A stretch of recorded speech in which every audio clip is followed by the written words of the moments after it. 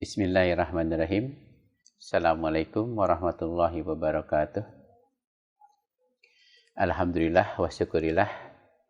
Puja dan puji yang senantiasa kita aturkan kehadirat Allah Subhanahu wa taala. Demikian juga salawat serta salam yang senantiasa dilimpahkan ke pangkuan Nabi kita Muhammad sallallahu alaihi wasallam bersama keluarga dan para sahabatnya. Hadirin yang berbahagia dan dimuliakan oleh Allah Subhanahu wa taala. Kebanyakan di antara kita suka lalai, padahal Allah mengingatkan bukan sekali dua kali. Ingat, Allah memberitahukan kepada kita, mengabarkan kepada kita bahwa cara mati itu hanya dua. Dan salah satunya akan datang kepada kita. Entah mana yang akan kita dapatkan, Allah senantiasa mengingatkan kepada kita. Yang pertama, seperti disebutkan dalam surat yang pendek, ayatnya juga pendek-pendek, mudah kita pahami, mudah kita hafal. Dalam surat An-Najiyat ayat 1 dan ayat 2. Ini cara mati yang pasti akan kita dapatkan. Pertama, wan-najiyati gorko. Demi malaikat yang aku utus manusia kepada manusia untuk mencabut nyawa manusia secara paksa. Yang kedua, kata Allah, wan-nasitoti nasto. Demi malaikat yang aku utus kepada manusia untuk mencabut nyawa manusia secara lemah lembut. Kira-kira kita akan yang mendapatkan yang mana? Gorko atau nasto? Kan ini pilihan yang pasti. Tidak ada pilihan yang ketiga. Allah cuma memberitahukan kepada kita dua ini yang harus kita dapatkan. Semua orang pasti ingin mendapatkan yang nasto, husnul khotimah. Na'udzubillah wa tsumma na'udzubillah kalau yang gorko. Karena apa? Kalau gorko udah otomatis su'ul khotimah. Tapi untuk mendapatkan gorko dan nasto itu, kita koreksi diri kita sendiri. Gimana cara kita hablum minallahnya, hablum minan nasnya, berhubungan dengan Allah, terutama kewajiban-kewajiban kita kepada Allah. Ya, paling tidak sholat kita lah yang harus kita perhatikan. Pertama, mohon maaf hadirin, banyak di antara kita sholatnya masih kayak kuda zebra ya. Belang bentong, belang. Kalau kuda zebra belang bagus loh. Kalau kita belang, naudzubillah. Ya kan ya? Nah kalau orang merasa dirinya sholatnya kayak kuda zebra, belang bentong begitu, pengen dapatkan nasto, mana mungkin. Jauh. Yang jelas gorko itu. Ya.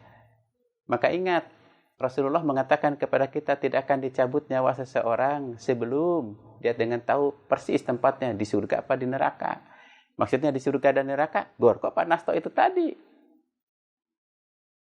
Yuk sebelum kita bahas masalah itu, kita bertanya kepada Nabi Ibrahim alaihissalam waktu didatangi oleh malaikat Ijrail. Ya kan ya, begitu Nabi Ibrahim alaihissalam masuk ke dalam mihrabnya mau ibadah, tahu-tahu di dalamnya sudah ada seseorang. Ibrahim bertanya, Anda kok masuk tanpa seizin yang punya? Dia menunjuk ke atas.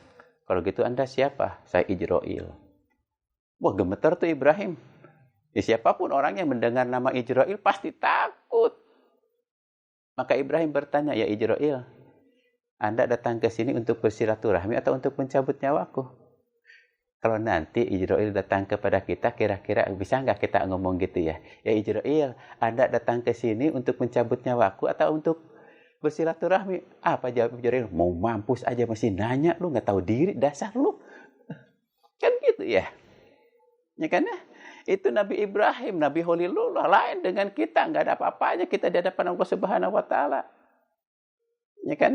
Maka begitu Ijrail mengatakan, saya datang ke sini mau bersilaturahmi. Alhamdulillah, kata Ibrahim, nggak jadi mati. Kalau kita datang begitu, siap apa lo? Siap belum? Belum tentu. Ya kan ya? Nah, di sini. Makanya Ibrahim terus bertanya, Ijrail, bagaimana bentuk rupa kamu tatkala akan mencabut nyawa seseorang? Kata Ijrail, tergantung ya Ibrahim. Tergantung apa? Ya tergantung orang yang saya hadapinya. Kalau orang itu baik, ya beda dengan orang yang berbuat jahat. Kata Nabi Ibrahim, sekarang begini Ijrail. Orang itu adalah orang Islam yang ibadahnya diterima oleh Allah Subhanahu wa taala, yang taubatnya diterima oleh Allah Subhanahu wa taala. Mudah-mudahan kita semuanya ya. Amin. Aminnya kagak kompak pengen masuk surga. Ya, mana mungkin. Aminnya yang kompak itu enak loh. Ya kan ya? Kata malaikat Jibril, berpaling kau sebentar Ibrahim. Sudah Ibrahim. Begitu dilihat kata Nabi Ibrahim, Masya Allah la haula wa la quwata illa billah. Kenapa Ibrahim? Ya Ijrail, bentuk rupa seperti itu, engkau sebaik-baiknya makhluk, engkau sesempurna-sempurnanya makhluk. Sewangi-wangian yang belum dilihat dan dirasakan oleh manusia, siapapun orangnya tidak takut mati. Subhanallah. Mudah-mudahan datang kepada kita seperti itu ya. Yuk kalau gitu kita nyusul yuk. Saudara-saudara kita yang sedang jalan-jalan ke Kota Lahat di Balikpapan di Sukabumi, mau nggak? Oh enggak, belum siap ya. Iya, sama. Ya, tapi kan mau nggak mau hal itu pasti datang. Sekarang begini Ijrail, orang itu bukan orang munafik, bukan orang kafir, bukan orang musyrik, bukan orang murtadin, orang Islam yang taubatnya belum diterima oleh Allah Subhanahu wa taala. Naudzubillah, mudah-mudahan bukan kita dan bukan keluarga kita. Berpaling kau sebentar Ibrahim. Sudah Ibrahim, begitu dilihat pingsan 3 hari 3 malam. Subhanallah. Ya kan? Pingsan 3 hari 3 malam. Begitu sadar ditanya oleh malaikat Ijrail, kenapa Ibrahim? Ya Ijrail, kalau bentuk rupa kamu seperti itu, engkau seburuk-buruknya makhluk, engkau sejahat-jahatnya makhluk, sebusuknya bebusukan yang belum dilihat dan dirasakan oleh manusia, siapapun orangnya takut mati. Nah sekarang kita introspeksi diri kita. Datangnya secara gorko, apa nasto nanti? Nah malaikat sendiri udah ketahuan. Dengan sebaik-baiknya bentuk atau seburuk-buruknya bentuk. Kalau kita baca surat Yusuf, para wanita pembesar-pembesar itu dengan tanpa sadar mengiris-ngiris tangannya karena melihat kekaguman, kegagahan Nabi Yusuf alaihissalam. Oh, itu belum seberapanya kalau nanti Ijrail datang kepada kita berada di pundak sebelah kanan. Akan lebih hebat daripada Nabi Yusuf alaihissalam. Ya, membawa kain kapan dari surga, membawa minyak kasturi dari surga. Kita dibelainya dengan lemah lembut, dipanggilnya dengan panggilan, ya tu ayuhan nafsul mutmainnah, irji'i ila rabbiki radiyatan mardiyah. Subhanallah. Kalau kayak begini mah gue juga pengen mati, nggak takut. Kenapa? Enak, pasti husnul khotimah. Tapi naudzubillah kalau tadi dikatakan yang gorko tadi, bentuk rupanya jahat, membawa kain kapan dari neraka, membawa rantai sepanjang 8 hasta dari neraka. Orang itu digebukin bolak-balik dari kepala sampai kaki, putar lagi dari kaki ke kepala, terus begitu. Sambil dikatakan, wahai ruh laknatullah, keluar kamu. Na'udzubillah. Sakitnya luar biasa. Ya kan ya? Sakitnya seperti apa? Allah mengingatkan, wajah sakaratil maut bil haqq. Dzalika ma kunta minhu tahid. Telah datang kepada kita akan sakaratul maut dan itu pasti hak. Tapi kita semuanya lari. Kenapa? Takut, ngeri, serem. Ya, jangankan kita. Nabi Muhammad SAW yang dikatakan Habibullah, kekasih Allah. Dia sendiri merasakan sakitnya yang luar biasa. Gampangnya seperti demikian. Begitu malaikat Ijrail datang, turun sampai di hadapan Nabi.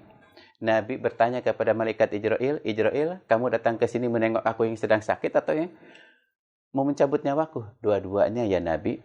Menengok Anda yang sedang sakit sekaligus mencabut nyawa Anda. Kalau begitu, fa'ina Jibril, di mana Jibril? Turun malaikat Jibril dekat Nabi Muhammad SAW. Nabi bertanya kepada malaikat Jibril, Jibril, kaifa ummati min ba'di? Jibril, bagaimana umatku setelah aku nanti wafat?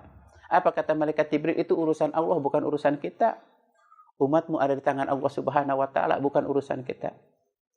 Apa kata Nabi? Ya Ijrail, silahkan kau mencabut nyawaku.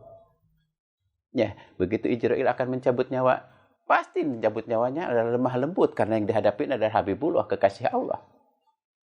Dengan penuh kasih sayang. Tapi begitu nyawa Nabi sampai di dada Nabi berteriak, Jibril, beginikah sakitnya sakaratil maut? Kaifa ummati, kaifa ummati, kaifa ummati. Subhanallah. Nabi yang mau detik-detik terakhir kehidupannya yang diingatkan bukannya Fatimah, bukannya Hasan, bukannya Husain dan lain sebagainya, tetapi justru yang diingatkan kita. Dia mengeluh kepada malaikat Jibril, Jibril, beginikah sakitnya sakaratil maut? Bagaimana dengan umatku? Kalau begitu ya Jibril, biar aku terima seorang diri. Limpahkan semua sakit sakaratil maut itu kepadaku. Aku tanggung seorang diri. Tapi sayang, beribu sayang. Permohonan Nabi yang terakhir memintakan rasa sakit sakaratil maut untuk umatnya ditanggung oleh Nabi, ditolak oleh Allah Subhanahu wa taala. Kalau Nabi yang merasakan sakit seperti itu, apalagi dengan kita. Makanya yuk hadirin yang berbahagia dan dimuliakan oleh Allah Subhanahu wa taala, mumpung masih ada kesempatan, mumpung masih diberi waktu, jangan lalai. Cuma satu kesempatan kita yang terakhir. Tubu billahi bitaubatan nasuha. Bertobatlah kamu kepada Allah Subhanahu wa taala dengan cara taubatan nasuha. Insya Allah dengan cara taubat itu kita akan menjadi orang yang husnul khotimah. Akan bertemu dengan malaikat Jibril dalam keadaan nastop. Itu saja. Mohon maaf. Akhirul kalam. Assalamualaikum warahmatullahi wabarakatuh.